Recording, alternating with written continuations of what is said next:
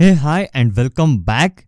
So in this video, I'm going to give you a brief introduction to PCB, okay? So that you can understand how exactly PCB look like and what's its purpose. So without wasting any time, let's start with this video, which is about what is PCB.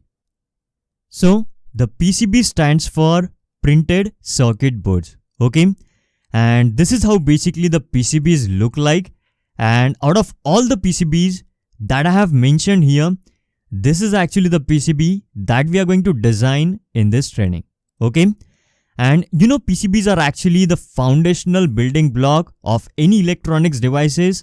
And there are numerous electronics devices that you use on day-to-day basis, which includes PCBs. So whether it's smartphone, smartwatch, or smart devices like Alexa or Google Home, everywhere you will find PCBs. Now, the PCBs, you know, they can be very complex, and their complexity actually depends on the application with which you are dealing. So, if you are dealing with very simple application, then in that case, the complexity of the PCB will not be that much. But if I have to give you one example, then the PCBs which are actually used in case of supercomputers or the servers are basically the most complex PCBs. However, to deal with such kind of PCBs, you need to start with something very simple. That's the reason in this training, we are starting with very simple PCB. After that, you know, the PCBs can have multiple layers, okay? And the most simple PCB is actually the single-sided PCB, in which there will be only one copper layer and all the components which will be there on that PCB will be placed on only one side, okay? And the PCB that we are designing in this training, it's actually the double-sided PCB, and on this type of PCB, the copper layers are actually on both the sides, which is on top layer and on bottom layer. After that, the 2-layer PCBs, 4-layer PCBs and 6-layer PCBs are the most commonly used PCBs. And you know, when you will work with processors, in that case, you will have to use at least 6 layers or 8 layers, okay? Or you will have to use even more than that. And you will be surprised to know, in case of PCBs from supercomputer, the layers may go up to 50 or 100. So this information was just for the knowledge. Now in this training, as we are going to deal with 2-layer PCB, so let me talk about it more.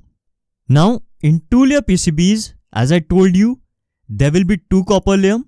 One copper layer will be on the top side and another copper layer will be on the bottom side, okay?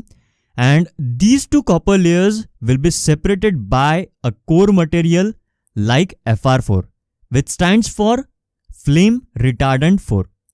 And as we are dealing with 2-layer PCB, so we can route the tracks on both the layers, that is on top copper layer and also on the bottom copper layer, okay?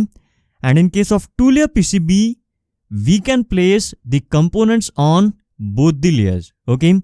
That is on top layer and also on the bottom layer.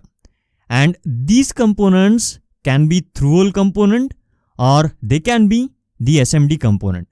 Now generally, the components which are placed from top side and soldered on bottom side, those type of components are called as through-hole components, okay?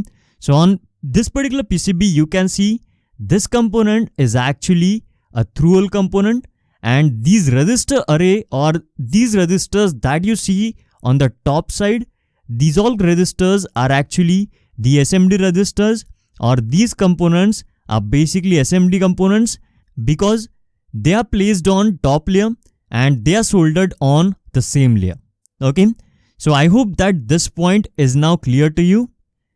Now, in our case, the hardware that we are going to design includes both the type of components, that is through-hole components and SMD components, okay?